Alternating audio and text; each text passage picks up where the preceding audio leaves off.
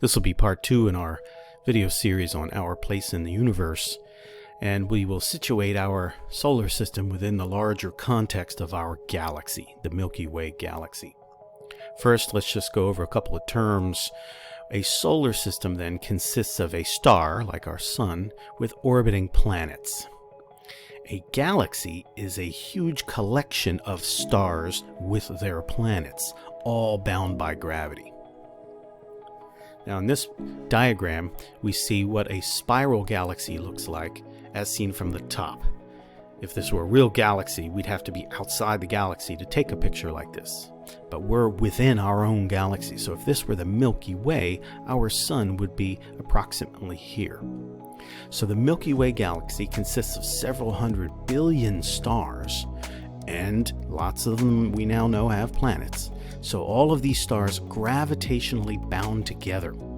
The spiral arms rotate around the core of the galaxy. The core is here.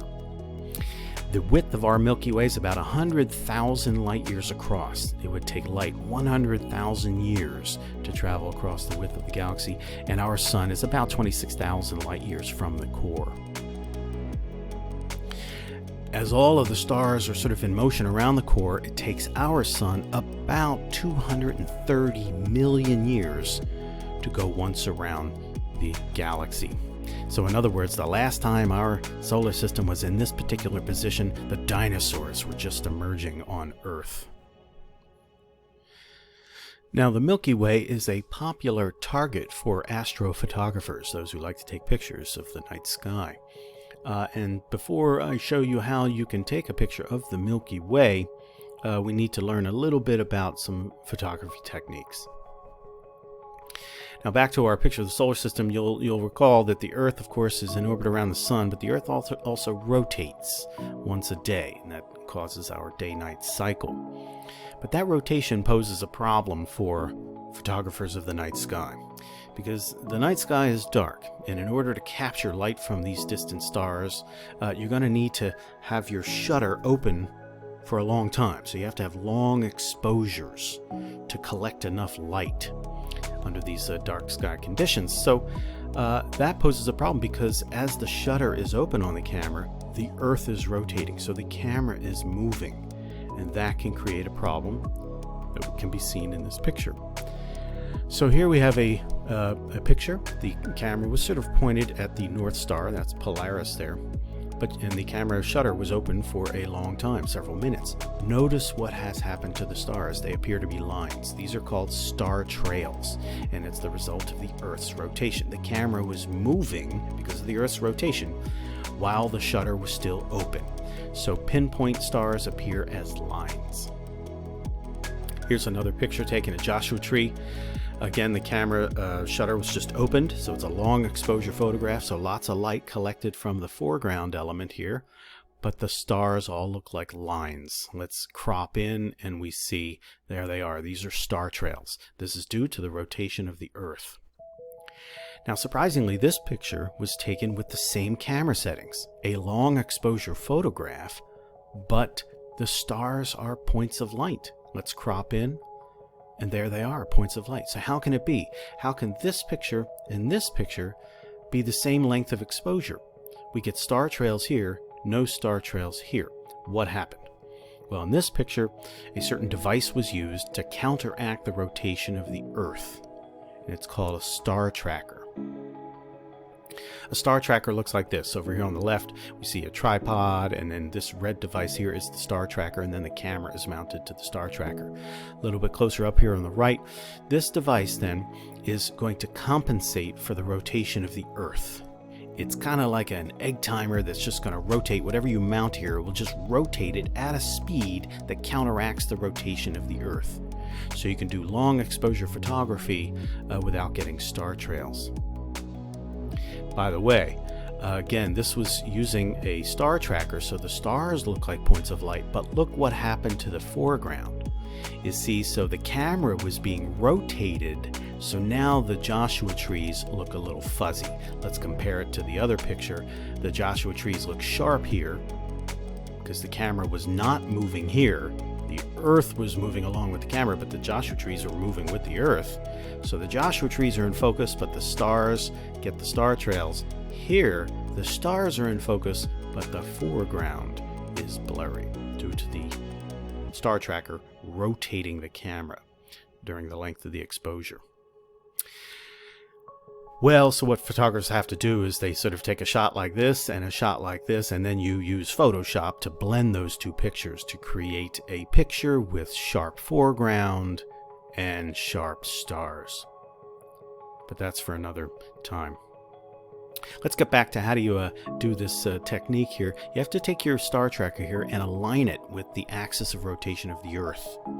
So that's called polar alignment. So you have to sort of, there's a little scope, a spotting scope sort of that runs through this here, and you first have to kind of get the North Star aligned in that spotting scope there, and then you can attach your camera. So that's called polar aligning. Now, you might be familiar with the axis of rotation of the Earth. Maybe you learned about what causes the seasons. And here we see that the Earth spins on an axis that is tilted with respect to the vertical, some 23 degrees or so, something like that. And so when the axis of the Earth's rotation is tilted towards the sun, in the northern hemisphere we have summer. When the axis of rotation is tilted away from the sun, in the northern hemisphere we have winter. So what photographers are doing is they have to align their star tracker with the axis of rotation of the planet so that the camera can be rotated to counteract the rotation of the Earth. Now in this picture we see the North Star here, and it was a long exposure picture, so we get all the star trails here. And you can kind of see that there's sort of like there's a point in this picture where all of these sort of star trails are concentric around, so there's some kind of center point. But notice it's not exactly the North Star. So the center point of all of these sort of concentric rings of star trails is, I'm going to say it's somewhere like around here. Maybe somewhere around here. So the North Star is close, but it's not quite in alignment with the center of axis of rotation of the Earth. But if you want to take long exposure photographs, you want to align your star tracker with the axis of rotation, which would be a little bit offset of the North Star. Now, a popular target for photographies these days is the Milky Way itself, the Milky Way Galaxy. Now, I went online and tried to find a picture of the Milky Way Galaxy as seen by the naked eye, and here a photographer was trying to sort of recreate what the Milky Way looks like to the naked eye. You have to go to a dark sky somewhere, get out of the city, get out of the light pollution, let your eyes adjust to the night, and you will see this faint band of white across the sky at certain times of the year. That's the Milky Way. And so this picture is trying to capture sort of what it looks like to the naked eye. Again, what it really is we are looking towards the core of our galaxy from our position on Earth, which is in some more distant neighborhood of the galaxy. So for example, here's our galaxy again. Our solar system is here. And when we are taking a picture of the Milky Way, we are pointing our camera in this direction, so that we're going to get the core and then all the other stars as seen edge on in our spiral galaxy. So if this is what it looks like to the naked eye, remember a camera can capture a lot more light because we allow the shutter to be open for a longer time, and you can get really detailed pictures of the Milky Way, something like this. So this is the same object in the sky as seen with the naked eye, as seen by a camera with a long exposure. Lots of detail in this kind of picture. We see nebula here, we see clouds of gas and dust, we see lanes of the darker gas and dust here obscuring other stars behind it. So we have the core of the galaxy here. We have billions and billions of stars, the combined light of billions and billions of stars as seen in this photograph here. In this picture we see actually Jupiter and Saturn. So here's Saturn and Jupiter, and of course our Earth. Those three planets, in a sense, make a triangle, but the plane of that triangle is at an angle with respect to the plane of the galaxy itself. So in this picture, we can kind of see that our solar system, the plane of the orbit of our solar system, is a little bit tilted with respect to the plane of the Milky Way galaxy itself. In a picture like this in Joshua Tree, it is sort of the dawn is approaching, so we have the rising sun over here on the left, and we have the Milky Way here, and of course the night sky over on the right. So in time the sun will rise and it'll all be daytime here, so the Milky Way will disappear from view because the sun is so bright. But it gives us the sense that we can kind of feel like here's the sun, here's our Earth, and our whole solar system is in orbit around the core of the Milky Way galaxy, again taking somewhere on the order of 230 million years to make one revolution. Most recently went to the Grand Tetons in Wyoming, beautiful mountain range. This is Jackson Lake, the Milky Way behind. Again, the Milky Way appears bigger here than here because we're using different lenses. In this panorama, you really get this perspective where now the mountains appear small against the backdrop of the Milky Way galaxy. There's Jupiter and Saturn, by the way.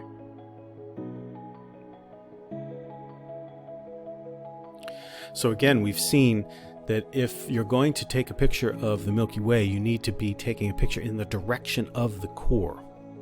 But in this sort of magnification of that poster, we see here noted lots of other astronomical features, and some of them are in the direction of the core of the galaxy. So for example, take a look at the Lagoon Nebula here.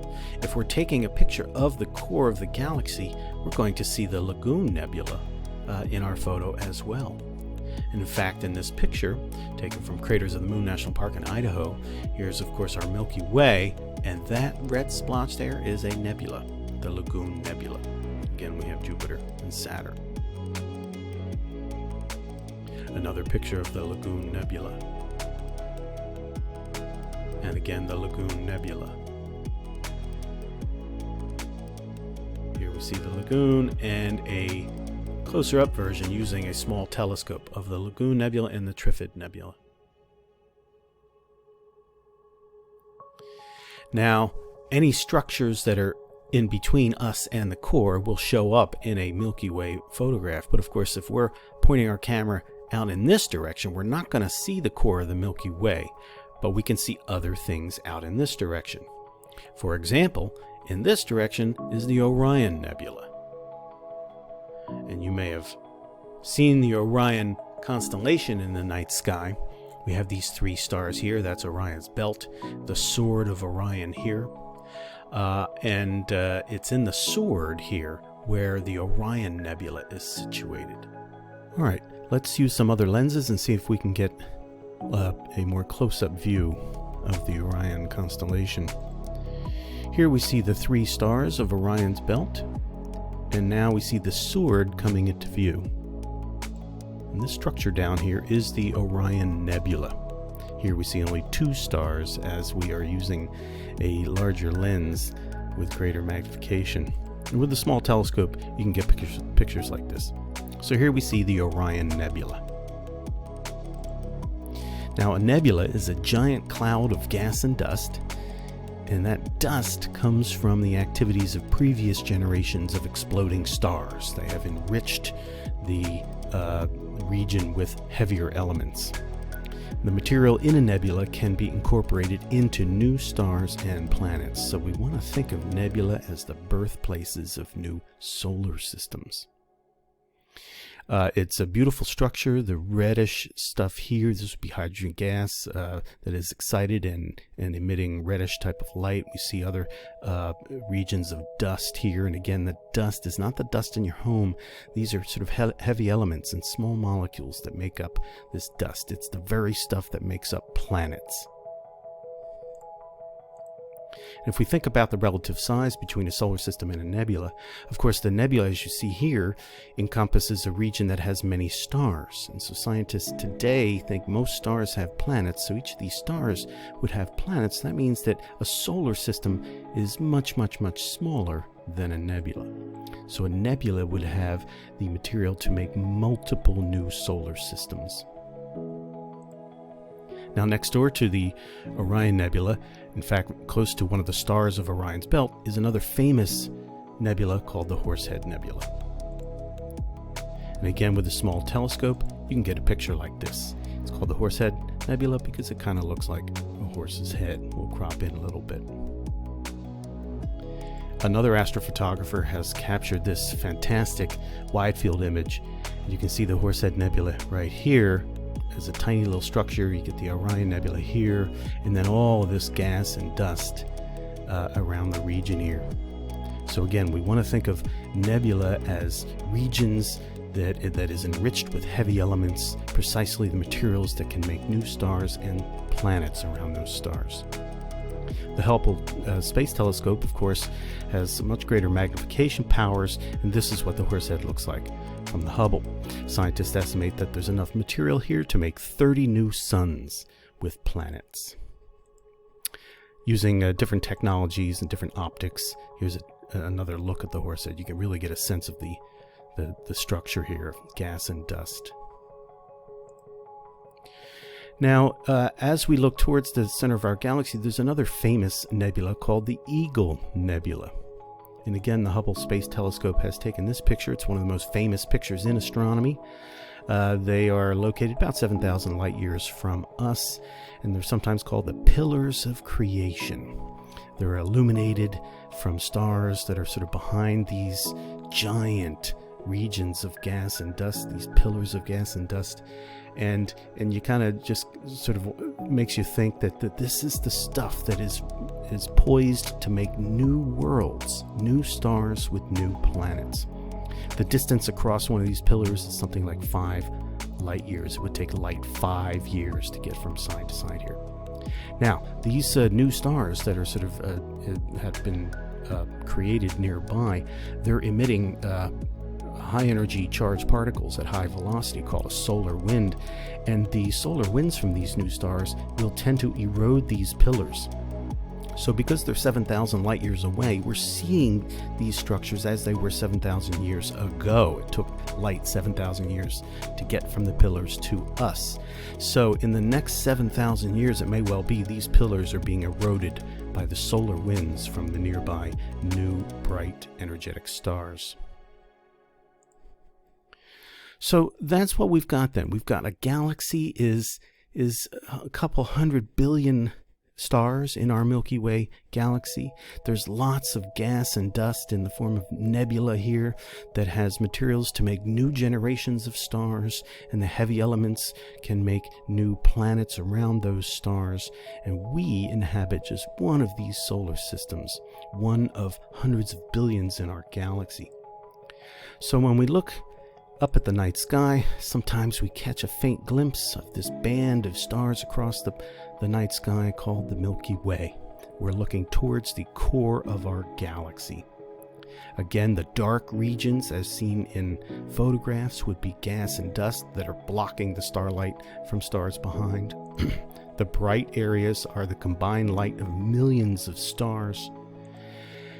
And we can even see in photographs regions that we call nebula, like the Lagoon Nebula here, the Eagle Nebula. If we look away from the core, the Orion Nebula, these are regions that have the ingredients to make new solar systems.